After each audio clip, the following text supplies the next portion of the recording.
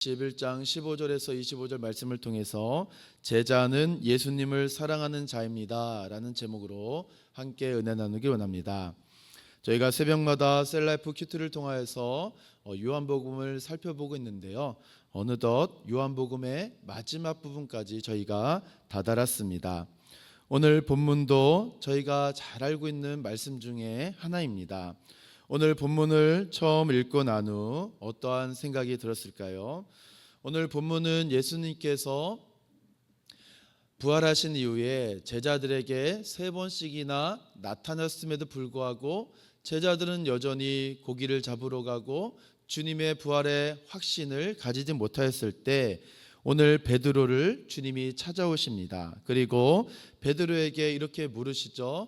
내가 나를 사랑하느냐라고 3번 물으시고, 베드로는 그 사랑을 고백할 때마다 우리 주님은 양을 치고 또 그 양을 먹이라라는 사명을 베드로에게 다시 한번 확인시켜 주십니다. 이 말씀을 읽고 묵상하는 가운데 과연 저에게 주님이 찾아오셔서 내가 나를 사랑하느냐라고 물어보신다면 과연 나는 어떻게 대답을 할까라는 생각을 하게 되었습니다. 어찌 보면 베드로와 같이 주님 아시지요? 또 3번, 4번 계속해서 반복적으로 물어보신다면 주님께서 아시지요? 라는 형식적인 대답만 할 것인가, 아니면 나도 전심을 다하여 주를 사랑한다는 그 마음으로 주님 앞에 고백할 것인가, 여러 가지 생각이 들었습니다. 왜일까요? 지금 베드로와 같이 제 마음에도 어찌 보면 주님을 따라간다고 하지만 여전히 세상 속에서 방황하고 또한 세상의 즐거움과 세상의 정욕이 여전히 내 마음을 사로잡고 있을 때가 참 많았다라는 것입니다. 그래서 베드로와 같이 주님의 부활하심을 3번이나 목격하심에도 불구하고 여전히 옛생활로 쉽게 돌아버리는 나 자신을 다시 한번 돌아보게 되었습니다. 두 번째로 본문에 나타난 인물, 사건, 장소는 본문과 어떤 관계를 맺고 있을까요? 오늘 본문은 예수님과 베드로의 대화가 그 중심을 이루고 있습니다. 그런데 예수님께서 베드로를 처음 부르실 때 베드로야 라고 부르지 아니하시고 요한의 아들 시몬아 라고 부르시는 것을 15절에 우리가 볼 수가 있는데요, 이것은 예수님께서 베드로를 처음 부르실 때 요한복음 1장 42절에 내가 요한의 아들 시몬이니 장차 게바라라 하시니라, 게바는 번역하면 베드로라 라는 이 말씀같이 지금 주님을, 부활하신 주님을 3번 만났음에도 불구하고 여전히 옛생활, 옛차로 너무나도 쉽게 빠르게 돌아가는 우리 자신을 돌아볼 수 있습니다.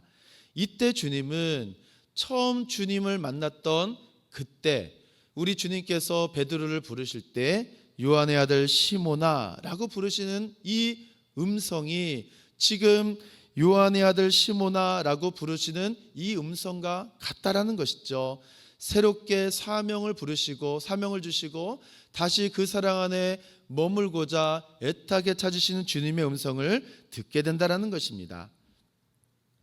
또한 예수님께서 오늘 본문에서 내가 나를 사랑하느냐라고 그 사랑을 베드로에게 확인시켜 주시는데요, 예수님께서 지금 내가 나를 사랑하느냐라고 말씀하신 이 사랑은 영어 성경에서는 러브라고 나오는데요, 헬라어에서는 아가파오라고 이렇게 말씀하고 있습니다. 이것은 예수님께서 온 세상, 특별히 택한 백성을 향하여 베풀으신 아가페 사랑의 현재 진행형인데요, 희생과 섬김의 사랑을 지금 계속적으로 보여주고 있고, 내가 나를 사랑하느냐, 그 희생적인 사랑으로 나를 따라올 수 있느냐라고 주님은 질문하실 때 베드로가 대답하는 사랑은 무엇일까라는 것이죠. 베드로가 어떻게 이야기합니까? 내가 주님을 사랑하는 줄 주님께서 아십니다. 이 사랑도 영어 성경에서는 똑같이 러브라고 이야기하는데 헬라어 원어에서는 필레오라고 이야기합니다. 이 필레오는 형제사랑, 우정 이런 것을 의미하는데요, 지금 예수님은 희생적인 사랑, 아가페의 사랑, 하나님 아버지의 그 사랑으로 내가 나를 사랑하느냐라고 물으시는데, 여전히 베드로는 저는 형제 사랑, 우정의 사랑으로 대답합니다라고 이야기하는 것과 같다라는 것입니다. 그런데 주목할 것은 예수님께서 세 번째 베드로에게 내가 나를 사랑하느냐라고 물으실 때 이 사랑은 베드로가 앞서 첫 번째, 두 번째 대답하였던 필레오, 형제 사랑이라는 이 단어를 가지고 베드로에게 질문하십니다. 베드로와 같은 단어를 사용한 것은 베드로가 예수님이 기대하는 수준으로 사랑한 것이 아니라 예수님이 베드로를 위하여 요구 수준을 낮추신 것이죠. 이것은 예수님께서 지금 요한복음 이제 마지막 장인 마지막 부분인데요. 요한복음을 시작하면서 이 땅에 예수님이 오신 목적과 그 상황을 고스란히 베드로에게 보여주신 것입니다. 성육신하셔서 하늘 영광 버리시고 이 땅에 낳고 천한 이 땅에 우리 예수님 성육신하신 것 무엇이겠습니까? 모든 인간의 죄를 용서하시고 구원하시기 위하여 우리의 눈높이에 맞추어 주시고 낮춰 주신 예수님의 모습을 우리 베드로에게 지금 보여주신 것이죠. 그래서 그 모든 요구 수준을 낮추시고 맞추어 주시는 예수님을 우리가 볼 수가 있습니다. 이어서 본문에 나타난 하나님과 하나님의 은혜가 무엇이겠습니까? 이렇게 요구 수준을 낮추시고 맞추시는 배려하시는 예수님, 또한 우리를 이해하시는 하나님의 마음을 우리가 볼 수가 있는 것이죠. 그렇기 때문에 하나님의 은혜가 무엇이겠습니까? 우리의 마음, 내면의 깊은 마음, 어느 누구에게도 말하지 않았고 고백할 수 없었던 그 내면의 마음 깊은 그 소리까지도 들으시고자 낮고 천한 이 땅에 오신 하나님의 아들, 그 하나님의 은혜를 우리가 만날 수가 있다는 것이죠. 왜요? 그 사랑이 필요하기 때문에. 그 사랑이 아니고서는 그 한 영혼이 이제 죽을 수밖에 없고, 그 사랑이 아니고서는 하나님 아버지의 사랑 앞으로 나아갈 수 없기 때문에 예수님은 낮춰진 것이고 맞추어 준 것이고 요구 수준을 우리 모든 삶 속에 배려하셨다라는 것입니다. 네 번째로 우리가 오늘 이 말씀을 통하여 어떻게 우리의 삶에 적용하면 좋을까요? 오늘 본문에서 예수님은 베드로에게 세 번이나 네가 나를 사랑하느냐라고 물어보셨는데요. 이 세 번 물으신 이유는 베드로가 세 번 부인했기 때문에 이것을 확인하고자 생각할 수 있지만, 사실 예수님에 대한 이 사랑은 여러 번 확인이 필요한 것이기 때문에 예수님은 세 번이나 베드로에게 질문한 것입니다. 왜 그럴까요? 오늘 말씀의 제목같이 제자는 예수님을 사랑하는 자입니다. 제자는 주님의 길을 따라가는 자고, 제자는 주님께서 우리에게 맡겨주신 양무리를 주님의 길로 인도하는 자입니다. 그렇기 때문에 제자에게 필요한 것은 다른 것이 아니라 예수님을 사랑하는 그 사랑이 필요한 것입니다. 제자들의 모든 삶은 예수님을 향한 사랑으로부터 시작하고 그 사랑으로부터 끝마치는 것입니다. 그러나 우리의 삶은 어떻습니까? 신앙생활 하다 보면 열정적으로 신앙의 삶을 살았을 때도 있었고, 때로는 그 열정이 어느샌가 쉽게 식어지고 정체하고 침체하고 또 여러 가지 환경과 사랑과 또 관계 속에서 부딪히는 삶의 모습도 많다라는 것입니다. 이는 예수님의 제자들도 마찬가지였죠. 베드로도 예수님을 부인하고 모든 제자들이 다 예수님을 부인하고 도망하였고, 또 배반하는 이들도 있었습니다.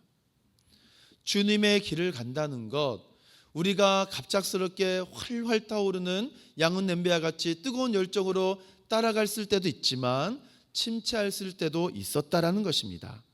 이때 필요한 것이 변하지 않고 지속되고 영원한 하나님의 사랑, 그 사랑이 바로 제자가 제자됨을 우리들에게 보여주기 위하여 오늘 본문을 저와 여러분들에게 보여주신 것입니다. 사랑하는 성도 여러분, 주를 따라가는 제자의 끝은 무엇이겠습니까? 바로 하나님의 영광을 위하여 죽는 것이죠. 우리 선한 목자 되신 예수님이 십자가에서 하나님의 영광을 위하여 아낌없이 물과 피를 다 쏟으시고 죽으신 것처럼 베드로에게도 그의 종말의 모습을 자세하게 우리 예수님은 말씀해 주고 있습니다. 바로 제자는 예수님을 사랑하는 자인데 그 사랑이 어디까지 가야 되는가?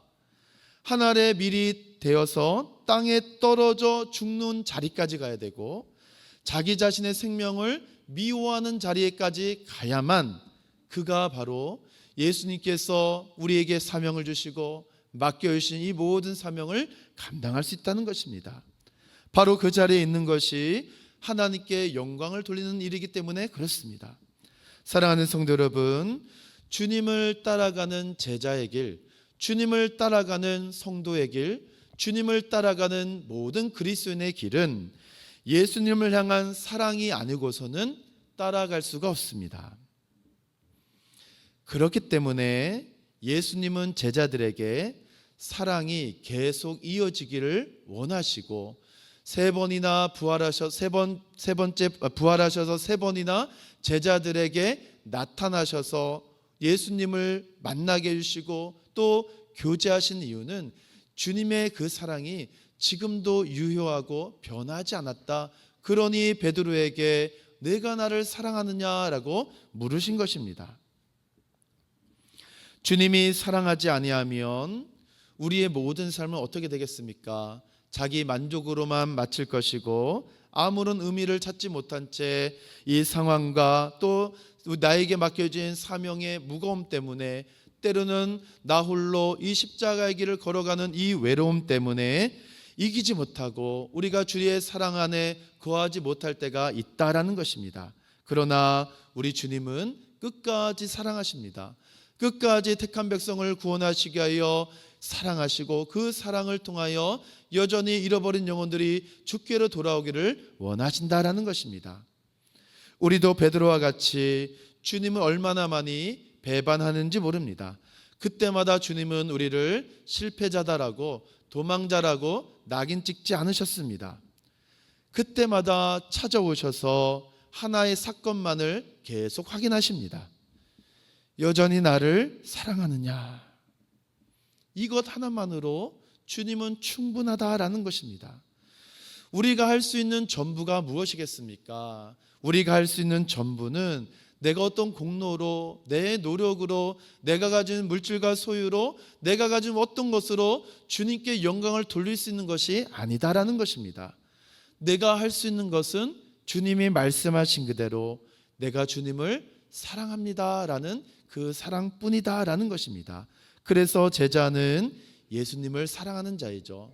사랑하는 성도 여러분, 오늘 우리는 요한복음을 마무리하게 되는데요. 요한복음 1장부터 21장까지 우리가 예수님의 사랑 안에 거하는 그 사랑을 통하여 무엇을 하면 좋을까요?